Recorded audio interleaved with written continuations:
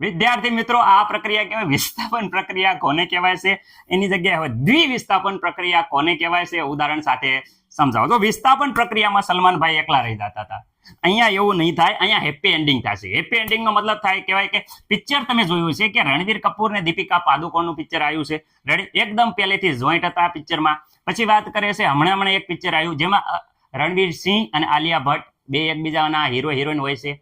પરંતુ વિદ્યાર્થી મિત્રો રિયલ લાઈફમાં બે શું કરે છે, એકબીજાની આપલે કરી નાખે છે. આ હિરોઈન છે એ આ હીરો સાથે લગ્ન કરે છે, જ્યારે આ હિરોઈન છે એ આ હીરો સાથે લગ્ન કરે છે. એટલે વિદ્યાર્થી મિત્રો બંને પ્રક્રિયકો, બંને એક્ટર એકબીજાની હિરોઈનની આપલે કરે છે. એટલે કે અહીંયા થઈ ગયું રણવીર કપૂર અને આલિયા ભટ્ટના મેરેજ થઈ જાય છે, જ્યારે અહીંયા દીપિકા પાદુકોણ અને રણવીર સિંહના મેરેજ થઈ જાય છે. એટલે વિદ્યાર્થી મિત્રો અહીંયા શું થાય છે કે બંને એક્ટર્સ એટલે બંને પ્રક્રિયકો રેડી આયનોની શું કરે છે, આ આયનોની શું કરે છે, અદલા બદલી કરે છે.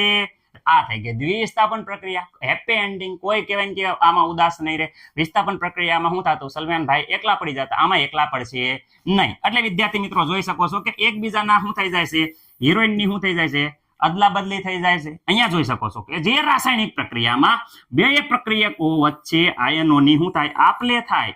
જે રાસાયણિક પ્રક્રિયામાં બે પ્રક્રિયકો વચ્ચે શું થાય, આયનોની આપલે થતી હોય તેવી રાસાયણિક પ્રક્રિયાને દ્વિવિસ્થાપન પ્રક્રિયા કહેવાય છે. એકદમ સરળ અને સિમ્પલ. રેડી વિદ્યાર્થી મિત્રો, અહીંયા હિરોઈનનું છે એ અદલા બદલી થઈ જશે. જો અહીંયા એ સાથે વાય હતા, અહીંયા બી સાથે એક્સ હતા, તો અહીંયા એ સાથે એક્સ થઈ ગયા અને બી સાથે વાય થઈ ગયા. ઓકે વિદ્યાર્થી મિત્રો, રેડી. આ થઈ ગઈ દ્વિવિસ્થાપન પ્રક્રિયા. માત્ર ને માત્ર બંને પ્રક્રિયકો વચ્ચે આયનોની આપલે થાય છે.